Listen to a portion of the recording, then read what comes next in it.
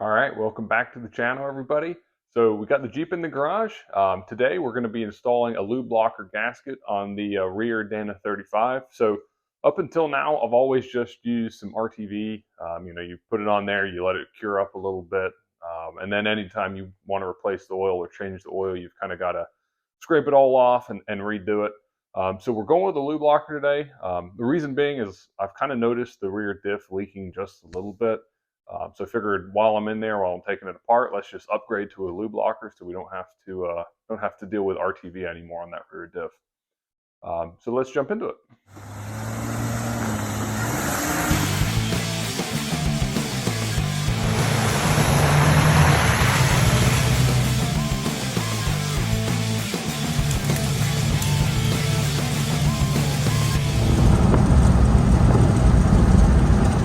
All right, so before we start working on this rear diff, I did just want to cover, I know it's been quite some time since I've put out a video on the channel.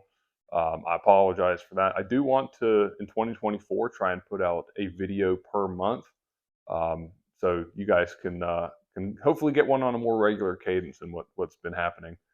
So I appreciate you guys' patience with it, and let's get started working on this rear diff. All right, so here's the LubeLocker gasket. Here's the part number for the rear Dana 35. I ordered it on Amazon. I'll have an affiliate link in the video description. But you can see it's supposed to install dry with no sealant, so that means no RTV. I guess one of the benefits is you don't have to deal with RTV. And then if you want to do diff oil changes kind of on a frequent basis, you don't have to worry about scraping off the old RTV and putting on new stuff. So got this, and then a couple bottles of 80 weight gear oil, 80W90. So I also got the Jeep jacked up and the suspension drooped out. That basically just exposes more of the rear diff, makes it a little easier to access all the bolts. So let's take a look at that. All right, so there's the rear diff. You can see I've got it jacked up on jack stands and the suspension is drooped. And this is a 1/2 inch socket that you'll be using to take these off. So enough talking, let's get this rear diff cover off. All right, here we go.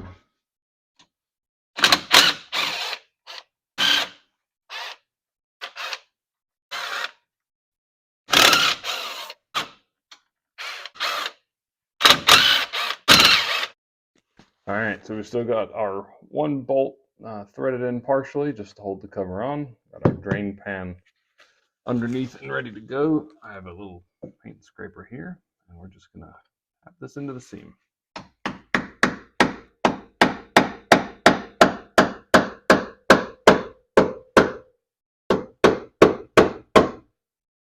There it goes.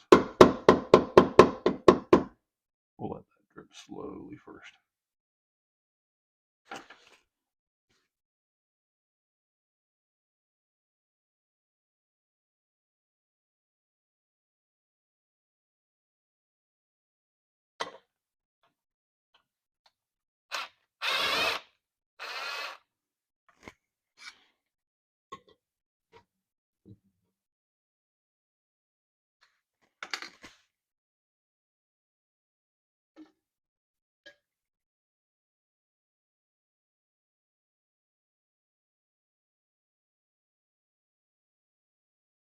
There we go.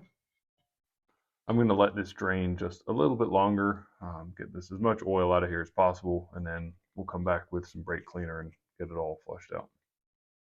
All right, it's been draining for just a minute, and we'll clean everything out with brake clean.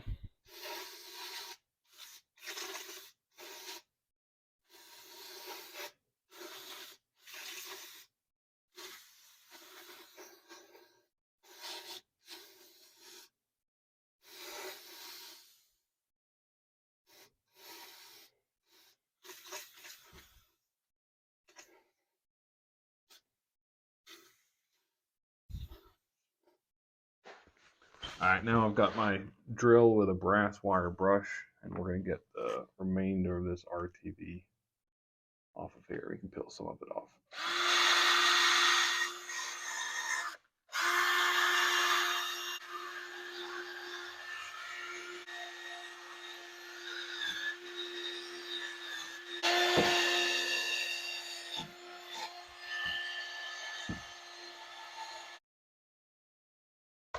All right. And one last hit with the brake clean just to clean out any of the debris that got in there.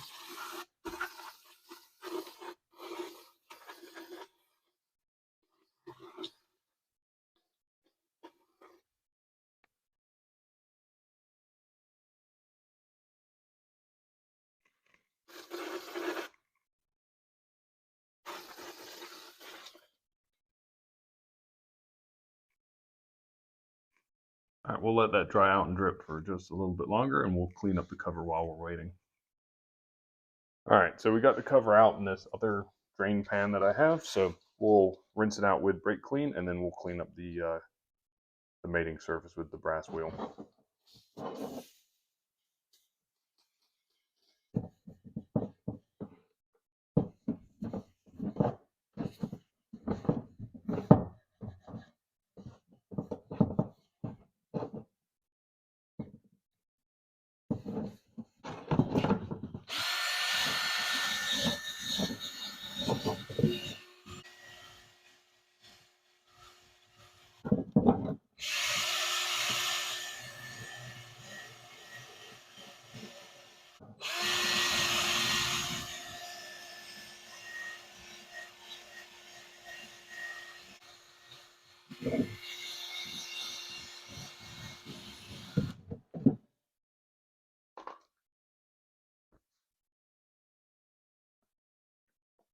All right, one last hit with the brake clean.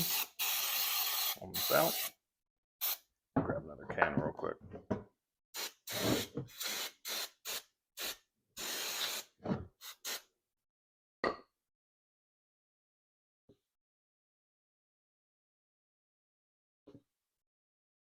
There we go. All right, nice and cleaned up and ready to go. This drain plug is just on the Dana 35s. It's just a rubber stopper, so we'll get that pulled out when we get the cover back on. But yeah, we got this cleaned up. Looks like our diff has stopped dripping brake cleaner, so we'll run the rag through that and just dry it out, and then we'll get this new LubeLocker gasket on here. All right, so here's this LubeLocker gasket. Let's get it opened up.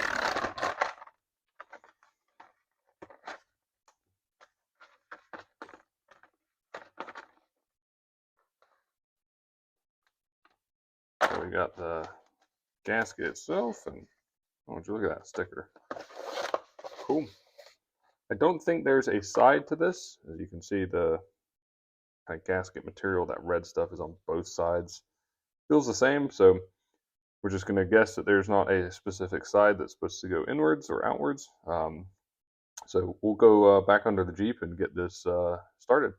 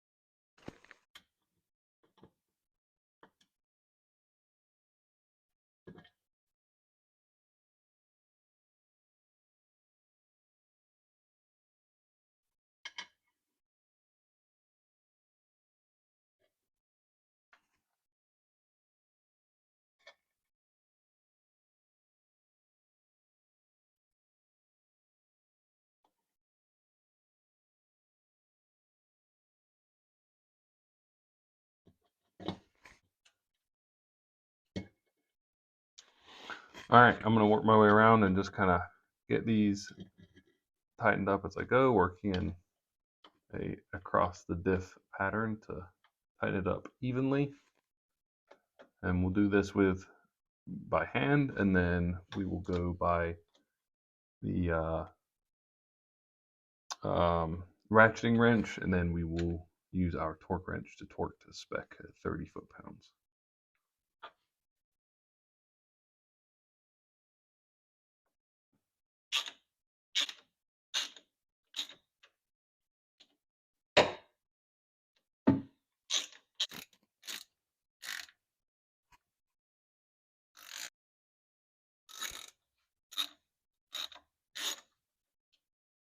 As it turns out, from quickly double checking the torque spec, I saw some stuff online saying that 30 foot-pounds is a little bit too much. So what I'm going to do is just go around and snug these up, and also checking the LubeLocker install website.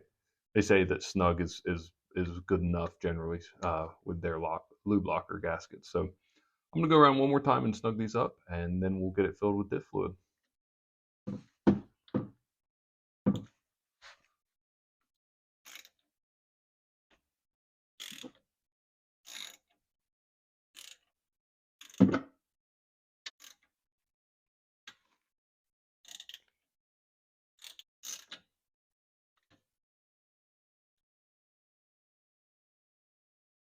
All right, there we go. Let's get some diff oil in it.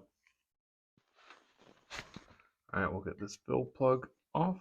And like I said earlier, it's just a little rubber gasket that you just kind of pry off like that.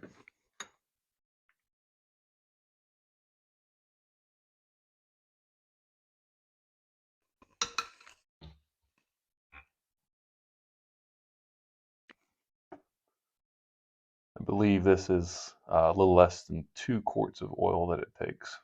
But basically just fill it up until it runs out of the drain plug.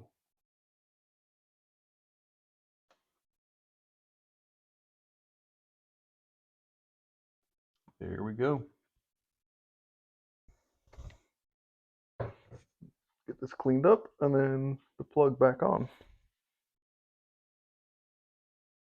All right, it has pretty much stopped dripping, so let's get this plug back in here.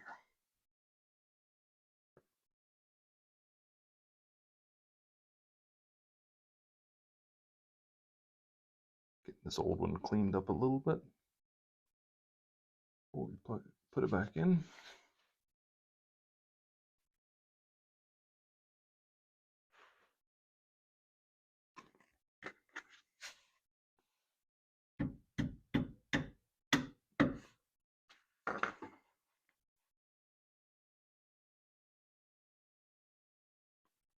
All right, there it is.